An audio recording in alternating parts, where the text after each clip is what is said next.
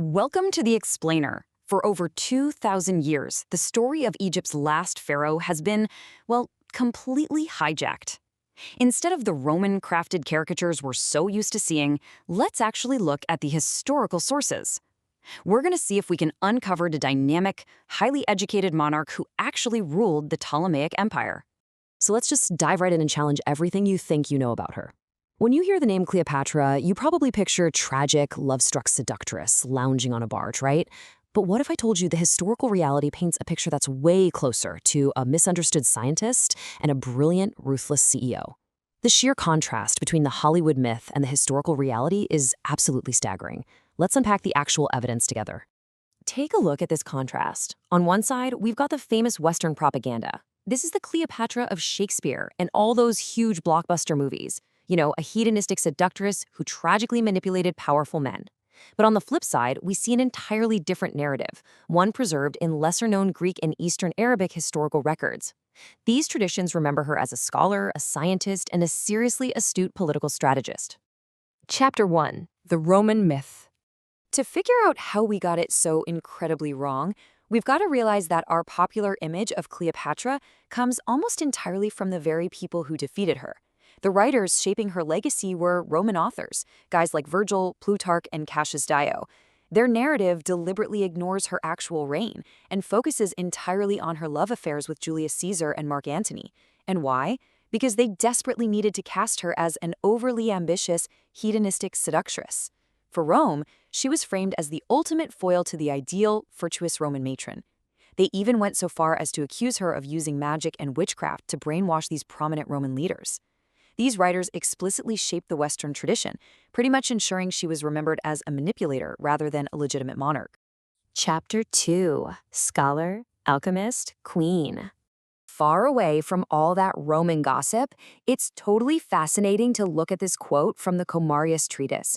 It literally calls her Cleopatra the Wise. Notice how early alchemical works depict her not as a seductress relying on her looks, but as an absolute intellectual authority teaching divine arts. Actually, Arabic romance stories and historical alchemists like Zosimos of Panopolis preserved her legacy as a brilliant patron of the sciences. I mean, look at this list of her intellectual pursuits. In these texts, she is completely stripped of the Roman romantic drama. Instead, she's depicted as a scholar, a teacher, and a philosopher. Medieval Arabic sources describe her as an author of treatises on mathematics, cosmetics, and even toxicology. That is quite the resume. She wasn't just surviving. She was a highly capable scientist and a great builder who patronized scholarly exchanges in her court at Alexandria. This was a mind that truly rivaled the great thinkers of her era. Chapter 3. Caesar and Geopolitics. To really grasp her reign, we have to look at her immediate actions as those of a savvy head of state who inherited a massive existential crisis. 17.5 million drachmas. Just imagine inheriting a country facing that level of literal bankruptcy. This was the massive debt owed to the Roman Republic by her father, Ptolemy XII. When Cleopatra took the throne, her kingdom was essentially underwater financially, facing famine and dealing with rogue Roman soldiers just causing chaos in her borders. Her famous alliance with Julius Caesar wasn't just some fiery romance. It was a brilliant financial and diplomatic necessity to save her country from bankruptcy and total annexation. And you know what? She succeeded brilliantly.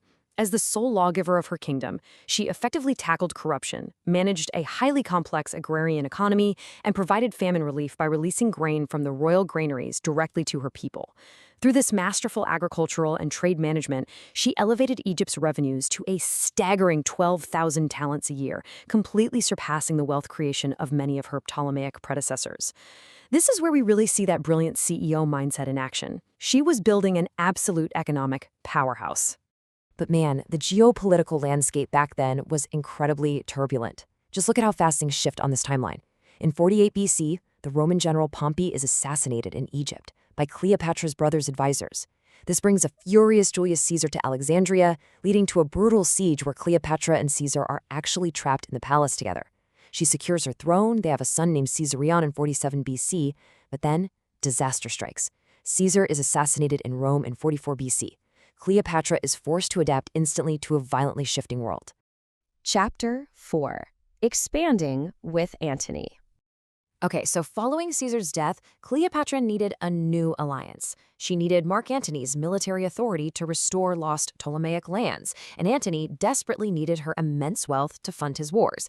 You can see the Roman spin here, a breathless, hedonistic love affair that supposedly caused Antony to lose his mind and abandon his Roman duties. But the actual geopolitical reality? It was a highly calculated trade. Cleopatra provided hundreds of ships and massive funds for Antony's Parthian campaigns. In exchange, she secured huge territorial gains for Egypt. It was a mutually beneficial, strategic partnership between two seasoned leaders. Chapter 5: The Propaganda War. Cleopatra's growing power and her expanding borders led to a massive, totally inevitable clash with Caesar's adopted heir back in Rome, Octavian. The breaking point really came with the donations of Alexandria in 34 BC.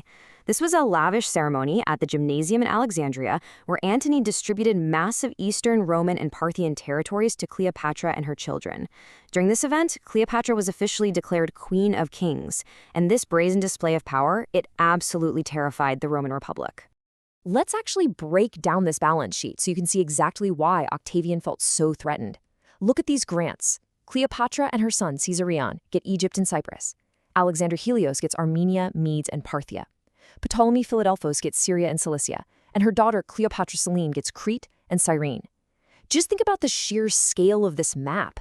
Cleopatra was actively reconstructing the massive empire of her ancestors, which directly threatened Rome's dominance in the East. So, Octavian responded with what we'd basically call a massive fake news campaign today. He accused Antony of being a slave to Cleopatra, subverting Roman authority. He spread these wild rumors claiming she used witchcraft or, and this is my personal favorite, that she dissolved a priceless pearl in vinegar just to win a bet on how much she could spend on a single dinner. He even claimed Antony stole the entire library of Pergamon just for her. Finally, Octavian illegally seized Antony's will from the sacred temple of Vesta and read it to the Roman Senate. He used this to legally declare war directly on Cleopatra, a foreign queen, cleverly avoiding the bad optics of declaring yet another Roman civil war against Antony. Chapter 6: The Fall of Egypt. Which brings us to the fateful naval confrontation and the really tragic end of the Ptolemaic dynasty.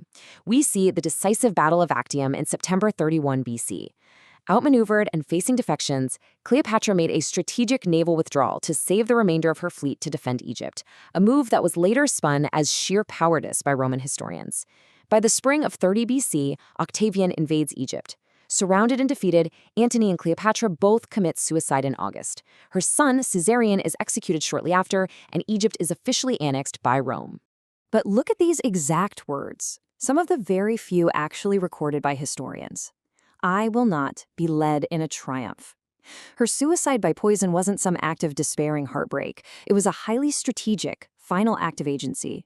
By ending her own life, she completely denied Octavian the ultimate propaganda victory of parading her through the streets of Rome in golden chains, just like he had done to her sister years earlier. So the absolutely crucial takeaway here is that her death didn't just end an era. It marked the end of the Ptolemaic dynasty and concluded the entire Hellenistic period that was kicked off by Alexander the Great. Egypt became the personal property of Octavian, who was soon renamed Emperor Augustus.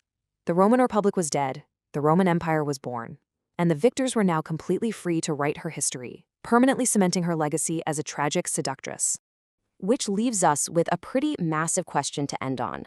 If history's most brilliant CEO, a scholar queen who single-handedly balanced the geopolitical scales of the ancient Mediterranean, can be remembered merely as a tragic seductress, how much of the history we think we know is simply the well-crafted propaganda of the victors? Thanks so much for joining me on this explainer. Keep questioning the myths, and I'll catch you next time.